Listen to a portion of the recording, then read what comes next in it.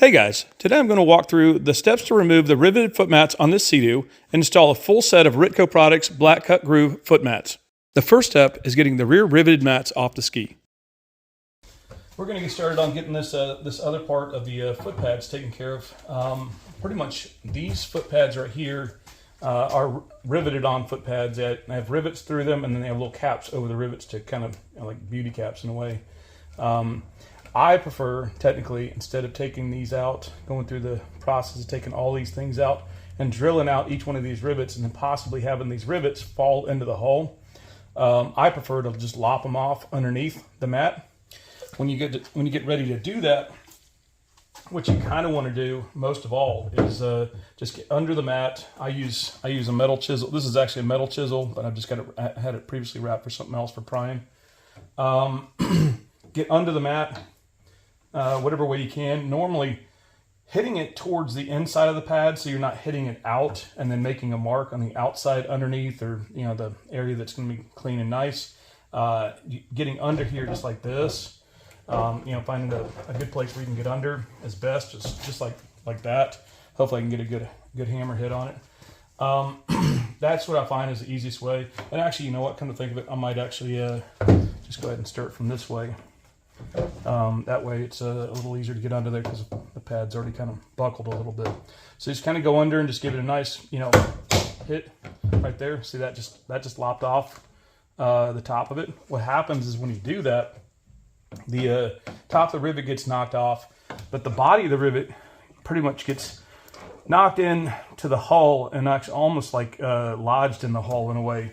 Since the rivet's already wedged inside the hull, it has a better chance of actually staying in instead of trying to drill it and then pushing on it and ultimately just falling in. So we want as much of the rivet to stay in the hole as possible. So when we put epoxy over it, it'll epoxy the rivet in the hole, make it stay in there a little bit better, and then pretty much epoxy around it. So we're going to go ahead and just finish getting these off instead of talking all the way through it. So I apologize about that, but I just want to give it the best instruction as to the way I do this.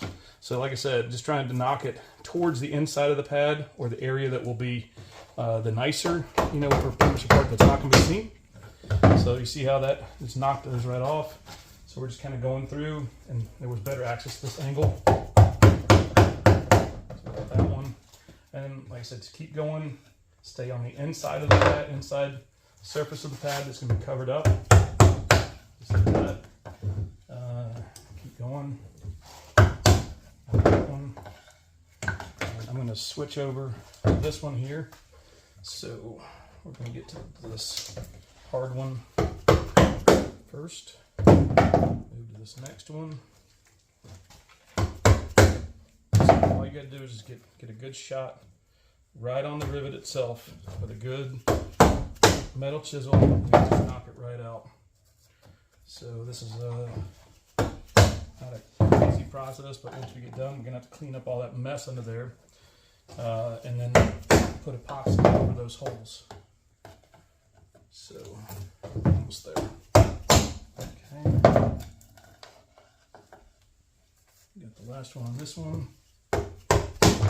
All right, so that's that pad. So it just lops off or pretty much the top of the rivet. The rivet stays in the pad, and then this pad is pretty much ready to really go in the garbage at this point. So, so that's the first one. Let's finish the others real quick. And I'm going to step right in front of the camera. Okay. I've got two last ones on that one. And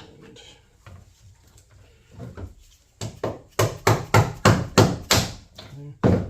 Last one on this one. Okay. All right, so that one's done. You see all the mess? All this mess needs to be cleaned up. And pretty much going to clean up the whole other surface there too. So that's another pad down. The last mat comes off the same way as the other two. The next step is to do a partial cleanup so you can check if any rivets are sticking up.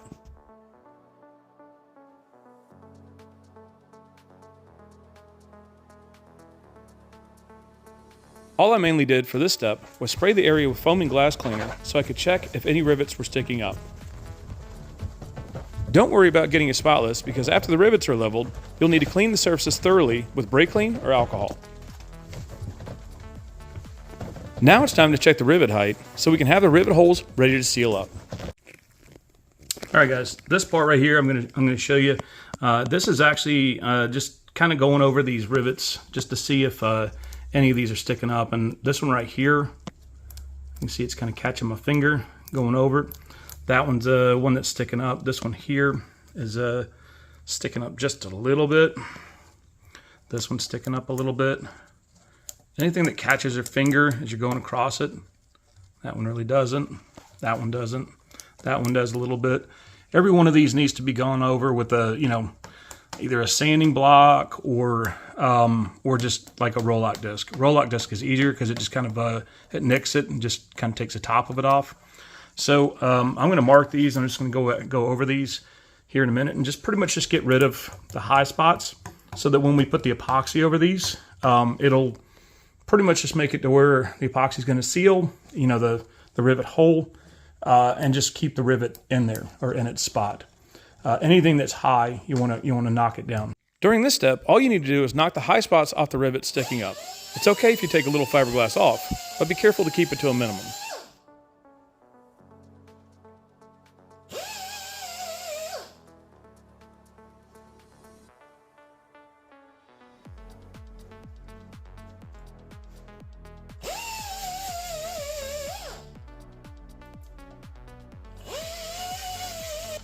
All right, I decided to go ahead and go over all of them just because every one of them really, you know, if you go over them and have a spot, like a pretty much a lower spot, the epoxy is going to drop in and pretty much it's about self-level. So, I'm just going to clean the rest of this up with brake clean and just have it ready. I'll do a little bit more cleanup through the rest of the ski, and at that point, have it ready for the other pads to go on too. So. This is the perfect time right now to go over the whole ski with rubbing compound, polish, and marine wax, since it's a lot easier to remove the oxidation when there are no foot pads in place. These are the three 3M products I use most of all for the best results. Check my description and my kit.co page for links to all of the products, tools, and accessories I use and recommend. Be sure to keep the polish and wax off the surface area where the pads will be applied. It is a good idea to go over the whole pad surface area with brake clean or alcohol to be sure the pads stick properly. All right, guys, we're going to get on to the next step here, and that is to fill in these rivet holes here. Every one of these holes actually has an opening in it that if water was to pool here, it would actually just drip inside the ski. So we're going to end up putting epoxy over these holes just as a secondary precaution, so that when the pad is over it, the epoxy is going to keep the water from going in. The pad might be porous, water might get under the pad, so you want to make sure that what's under there is still sealed, so that water won't still get through underneath the pad and into the hole. So we're going to end up using this JB Will Clear Will 5-minute epoxy. It is a 2-part epoxy, and pretty much just has a static stick, static mixing stick, or mixing tube, sorry, that you just pretty much put on just like that. And once you squeeze it through, it actually mixes it into the tube, and then you just pretty much put it over the where you're trying to seal or get epoxy in the tube. So. Main thing is don't go crazy with it. I have a tendency to just kind of get enough on it, try to just force it into the hole, move on to the next one. You know, you don't really want to sit there for too long and come back over and just pat it down with your finger and then get it at the right height. But the best thing is you want to make sure you're actually not come back too much later, because this is 5 minutes. It'll bond in about 5 minutes. So the main thing is have a rag handy and just wipe off the excess. It will kind of self-level in a way, but you just kind of want to just make sure that you're covering up the area at least. Covering up the hole. To do this step properly, all you need to do is be sure to get epoxy in the open rivet hole and about a dime size to a nickel size epoxy pedal around it. Don't leave a mountain-sized mound of epoxy, make sure it's nearly level to the surface. I'm going to finish filling the rest of these so the epoxy can cure fully overnight. We'll be ready to install the new pads after this step. Alright guys, we're going to be moving along on this project. I wanted to pretty much just let you know what we're doing here. We're actually going to be putting the Ritco Products Black Cut Groove foot pads on this ski. It does have purple and black and white all over the whole ski. So black just pretty much goes with everything. I personally like the black cut groove or the cut groove design better. To me, I think it's softer on your knees, on your feet, if you're riding on it barefoot, that kind of thing. So we're going to get started with getting these in, and we've already gone through cleaning everything down here with glass cleaner, pretty much, and gone over it with. I did actually just go over it with medium 3M polish, which has a little bit of wax in it, but I've stayed off of this area or the traction surface area and just mainly did the outside edges. So it has a little wax in it, not much, but you really don't want to get any wax on this section here, and I've already done brake clean across here and put epoxy over these holes to fill in the rivet holes and everything so that water won't seep through. These 3 pads back here are the only ones that were riveted on. So I'm going to start with these first since they're recessed, and it makes it real obvious to know where these pads are going to go, these 3 right here. The other ones, the 2 here and the 2 there, and then the 2 at the very front, those really need to be placed and centered in a way, or at least staged, so you can tell where exactly they're going to be centered down the footwells and that kind of thing. So I'm going to get started with getting these out of the package and get ready with just putting those on first, and we'll kind of see how that looks, and I'll kind of go to the rest after that. So I'll be right back. All right, guys, we're back with these 3 rear foot pads. The 3 things or main things that I like to have are just some spacers that just anything that you can kind of find around the shop or around your house that you can use for spacers. I mean, like even spaced. We don't need that for these 3 back here, but I'm going to need it for possibly these and up there, spacing the middle ones to the front. Absolutely need a laminate roller. I definitely think you do, because once you get the pads down, you can actually roll out the bubbles. You do want to just lay them out and then just kind of just work it from the middle out when you put them down. But the spacers are important, so I do keep the spacers on hand, or at least close by when I'm doing them if I have to. Like I said, these 3 back here, they're recessed, so they're real easy to know where they go. That's why I start with the easy ones always first, and then go to the hard ones after that. So once you know where these are going to be, you know where the rest of them are going to end up needing to lay out. So I've already used brake clean over this whole surface after going over everything down here, down the footwells and down the sides with 3M marine polish. I didn't use any, there is some wax on that one, but there isn't a whole lot. It's just a little bit of added wax. And then after that, I went over all of the anti-skid surface with brake clean and a scrub brush, and then wiped it down with a microfiber rag, and then I'll probably go back over and do a little bit more brake clean just to make sure that everything's completely dry and clean. So this area back here has already been wiped down with brake clean before putting the epoxy down, so it's pretty much ready to go. So at this point, I'm going to start with the rear one. I haven't done one of Matt's at Ritco Products, one with his new logo in yet, because before he didn't have it. But we're going to try this to see if it'll just stay in as we're doing this.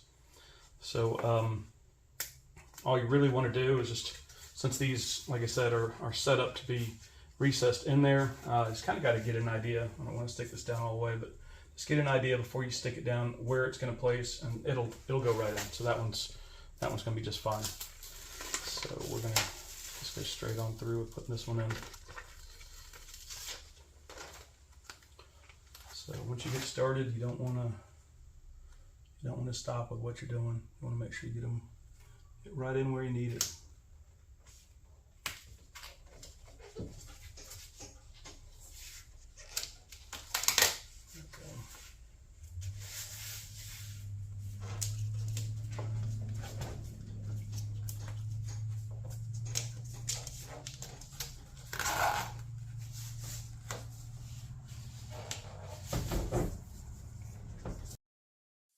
In order to do this step properly, you want to start from the center of the pad and push the bubbles with your hand or laminate roller outward to the edges of the pad. Be sure to line up the pad as good as you can before you let it hit the surface, because once it sticks to the hull, it's hard to pull it back up.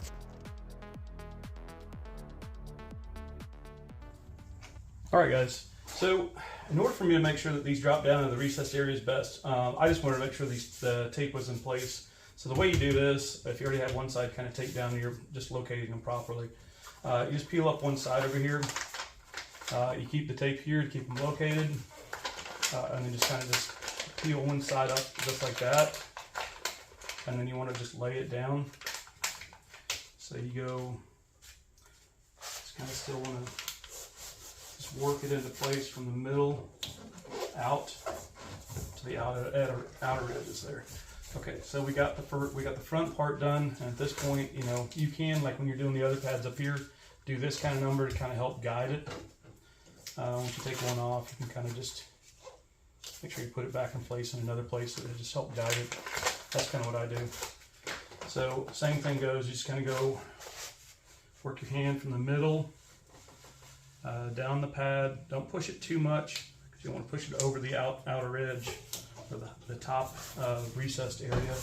But that pretty much gets that one there like that. Set up. I've used this right here just to try to iron out the bubbles. Because what I did notice in the past, if you use this roller, sometimes without having this on top, it would actually leave a track in it, and it just kind of helps to avoid that. So if you push too hard, that is. So this is just pushing out the bubbles, just making sure there's no bubbles underneath it. Air bubbles, air pockets. Go down the center, go down the outer edges. Just push it from the middle out. You'll hear them pop. It's pretty obvious. Not this making that sound, but you'll hear it actually popping. So it's pretty obvious. But that one's pretty well done.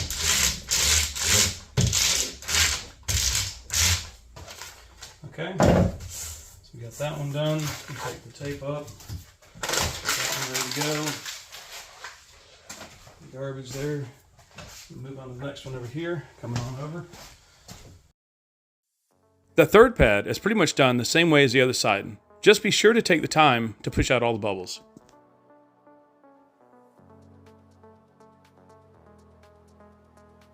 If you haven't yet subscribed to my channel, please take a moment and do so. I have a lot more videos to come. All right, well that's those three pads. We'll come back. We're going to use the tape and locate the other remaining ones. So you want to go over the surface, so make sure this is very clean. This is raised, you know, anti-skid surface. Like I said, I think the black cut groove mat, I like it more than this, especially if you're riding barefoot. So the mats are a lot easier to ride on, put your knees down on. It hurts more when you're riding with your knees on something like this. And bare feet maybe too, but overall, you can use pretty much brake clean and a scrub brush, or just any kind of scrub brush, and scrub it really good just to get all the dirt and debris out from the traction surface. And then just wipe over it with a terry cloth rag or a microfiber rag or something like that, just like this. And that way you get all that surface clean so that the new pad is going to stick to it and not peel up you know, prematurely. So we're going to come back and do those next, but I'm going to just stage the pads first to make sure everything fits and make sure they're in the right place. That's what you would do next. Right now I'm going to stage them and have them ready for when we come back. Alright guys, I have gone ahead and staged the pads, all the other pads out here. Just to, you know, I got in the most logical setup. Obviously the short ones go towards the front, and you can see how they actually have a little curved edge at the very top, and then it's pretty much straight at the bottom, or somewhat straight. There's a little curved edge towards the front of that pad over there.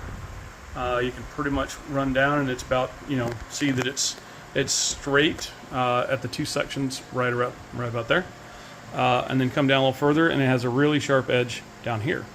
So that is the most logical way to lay these pads out. So we're going to get started with just pretty much using the masking tape to put them in position. You want to pretty much just tape down one side once you get it in position. And at that point you peel one side, you lay it down, stick it, and then you, once you've got the placement right, you just pretty much just pull the other side or pull the tape off the other side and then pull the backing off the other side and just roll it down and just try to use your fingers as you're guiding it down to make sure that the pad stays the way that you had it. And like I said, when you take the masking tape off, that where it's holding it, you can put it on the side of it, on the side of, right and left side of each pad, to pretty much make sure that it stays where you had your placement. So that's what I like to do. I like to use the masking tape two ways. One, to hold the pad in the position that you need it to be in, and then when you take it off after you've placed the front part of the pad, or stuck the front part of the pad down, then at that point take the tape off and use it as a guide on the outside of the pad. And at that point, then it stays where you had originally wanted it to be placed. So we're going to go ahead and tape these down, at least the way that I would normally have them. And then we're going to kind of move towards getting this finished up. So we're pretty close. All right, guys, we're going to get these other two pads up here done. Since this one needed to be butted up against the rear one back there, I figured it would be best just to place one first and then make sure that one is as tight as it can be to the front one, to this front one up here. So this one here, like I said before, you can use just about anything as spacers. I mean, this is a socket. I'm just trying to find the right, right thickness to make sure that it's uniform on both sides. So I'm going to use this. This is probably a 13 millimeter, 12 millimeter socket, right there, just to place that and make sure that stays equal from here and then also over there. So, so now that I've got it placed and I've got these taped down where I want them to be, they're going to stay where they need to be. I can pull the spacer out, just kind of get it out of the way. But what we're going to do is we're just going to end up starting with one side. I'm going to try to keep from hitting the camera here, but like I said, we've already got this section pretty much taped down, or that other section taped down. So we're going to end up doing this and trying not to get in the way there. I pretty much used the traction surface to guide where this pad really needed to be, so that you're covering the traction surface up. So that's the front part. So we've got all the front part placed. So at this point, this is what I normally do: is I'll just take this tape, I'll take it off, and I'll just use it as a guide. Just kind of laying it back down just like this, so that when I go to lay the pad down, I can see that it's following the guide where I want it to be, or where I originally wanted it to be. So you want to make sure that you don't, stick it to the tape, but this is just another way to make sure that pad does stay where you want it to stay when it's going back down. You can kind of just get it a little bit, maybe like 1/8 of an inch or something like that away from it, but this is what I found to be just an easier way to keep it guided as you're going down. Okay, so just like that, just keeping it just like that. So you can kind of see how the tape is just kind of keeping it in place. So at this point, then you just take the rest of the backing, you pull it off, and then you just follow it. You follow your tape line there and feel it kind of go down there. Make sure it stays in the tape line that you're working with, and that'll keep it exactly where you originally had it placed. Put this back over it, and get it done. Just getting out all the bubbles. Oops, sorry about that, guys. I'm having to bump the camera.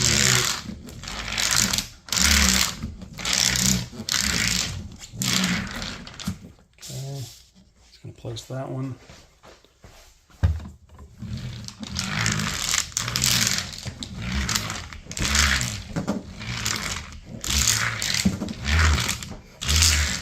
All the bubbles out. So if you haven't completely finished that tape, you can take that tape up and just put it back up here for one of the next pads or something like that. Tape starts to lose its stick after a bit because this is just masking tape. You don't want really extremely sticky tape, so don't stick to your pads. So that one might have gotten under there a little bit. Yep, see, this is where, there you go. All right, and then you go back over and you can wipe it off. So, and this pad is going to come back up here and be buttered up against there. So that's that one. Right there, you're going to get it nice and tight. So I'm going to take that one up last. All right, so we're going to go to the front one. Front one here is going to be a little tight. I'm trying to work with the camera here. But let me move the camera over here a little bit better. So there you go. Okay, that's gonna be a little bit better. All right, same thing goes. You're just gonna peel this back. So we have the tape down there to guide it.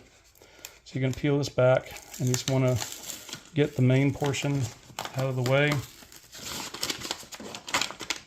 just so you can actually get it to stick down. Yeah, this is, sometimes it's easier just to let it crumple up underneath it and get it out of the way. Just make sure you walk it, walk it towards the front. Okay, this is going to be rather difficult to do with the camera in the way, but that's okay. Let's try to get this down just like that. I think we've got pretty much got it straightened up anyway, so I don't really need to worry about it too much. But the tape, like I said, does help you guide it back down. Okay. Okay. All right. Getting it. Pull the backing. So just kind of walk it down there, just like that. You see how it guided with the tape. Okay, so that's another one of the front ones.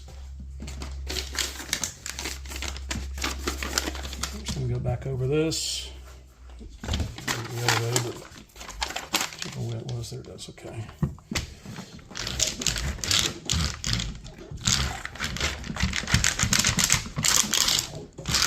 You can do final cleanup when you're done, but this is just getting making sure you get all the bubbles out.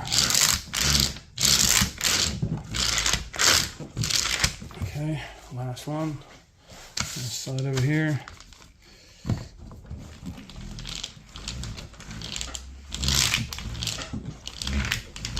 Okay. All right. That's those two done. We're going to move to the back one here, and I'll show you what we do on that one. All right, guys, this is the last one of this whole side. So the most important part is just getting it butted up to the other piece right there. And then we're going to end up moving down and just getting this section done. So I'm going to make sure that one's nice and tight first, and then we're going to move down. So I've got these placed. We're just going to get this one in where it needs to be.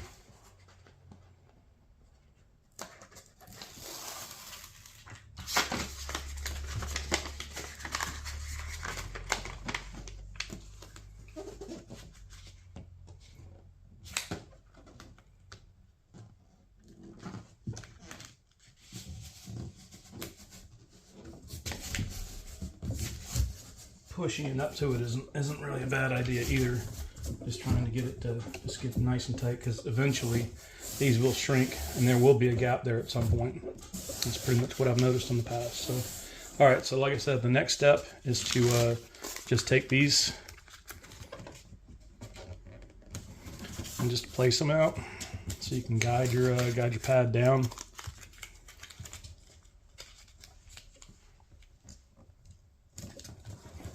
Just like that.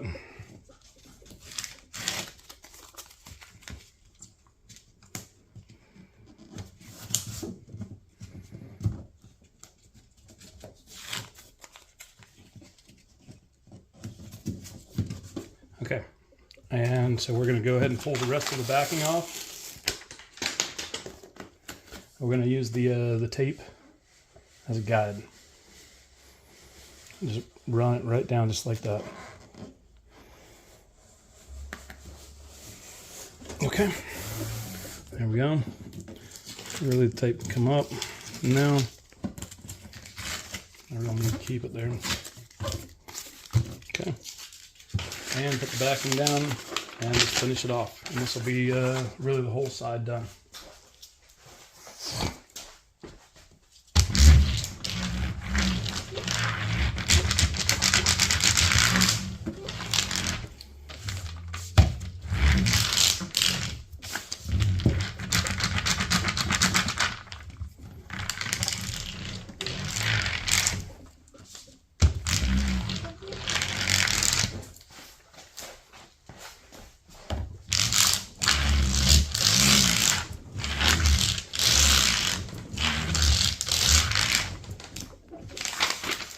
Okay, whole side's done. I'll give you a once over so you can see everything, this whole side here in a second. Here's a recap of the materials used and the final pictures showing the Ritco products custom seat cover and traction mats installed. I know that may have been a lot of details to take in, but if you follow the steps in this video, you can do this job yourself. If you would like a set of traction mats or a custom seat cover for your ski, be sure to check out Ritco products for both and more. Links to the website and the products used in this video are in my description. Be sure to tell them Josh the Jetski guy sent you for a discount code. If you enjoyed this video or just found it helpful, please smash the like button. Subscribe to my channel to see more cool videos like this one, and I'll see you in the next video.